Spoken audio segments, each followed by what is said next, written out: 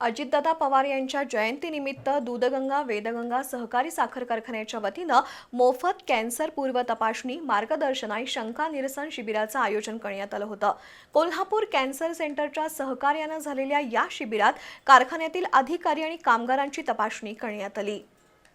बिद्री साखर कारखाना आणि कोल्हापूर कॅन्सर सेंटर यांच्या संयुक्त विद्यमानं बिद्री साखर कारखाना स्थळावर आरोग्य शिबिर घेण्यात आलं.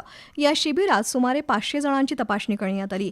गरजू रुग्णांवर मोफत उपचार करण्यात आले. कारखान्याचे चेअरमन के.पी. पाटील यांच्या हस्ते अजितदादा पवार यांच्या प्रतिमेला पुष्पहार अर्पण करून अभिवादन करण्यात आलं. यावेळी चेअरमन के.पी. पाटील यांनी स्वर्गीय अजितदादा पवार यांच्या आठवणींना उजाळा दिला. कॅन्सरसारख्या गंभीर आजाराचं वेळेत निदान झाल्यास त्यावर प्रभावी उपचार शक्य होतात. त्यामुळे हा उपक्रम केवळ वैद्यकीय शिबिर नसून प्रत्येक कामगाराच्या निरोगी आणि सुरक्षित भविष्यासाठी उचललेलं महत्त्वाचं पाऊल आहे, असं के.पी. पाटील यांनी नमूद केलं.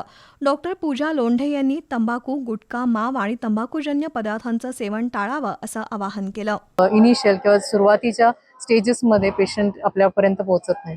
साधे बदल व्यक्तिगत आपल्या दिनचर्यामध्ये जसं की फिजिकल ॲक्टिव्हिटी असणे, आहारामध्ये पौष्टिक किंवा ऑक्सिजनयुक्त अँटीऑक्सिडंट युक्त असणारे पदार्थ आपण खाणे, हे व्यसन बाकीचे जे आहेत तंबाखू आणि दारू आणि हे सिगरेट वगैरे हे सगळे पूर्णपणे बंद करणे, हे सगळं अत्यंत महत्त्वाचं आहे.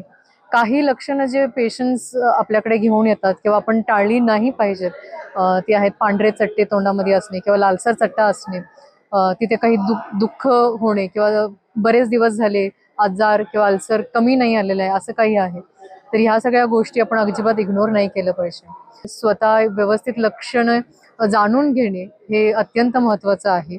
ग्रामीण भागात कॅन्सरसारख्या गंभीर आजाराच्या वाढत्या प्रमाणाबद्दल कारखान्याचे उपाध्यक्ष मनोज फराकटे यांनी चिंता व्यक्त केली. यावेळी कारखान्याचे संचालक तसंच व्यवस्थापकीय संचालक आर.डी. देसाई, कार्यकारी संचालक एस.एन. घोरपडे, अधिकारी, कर्मचारी, कामगार उपस्थित होते.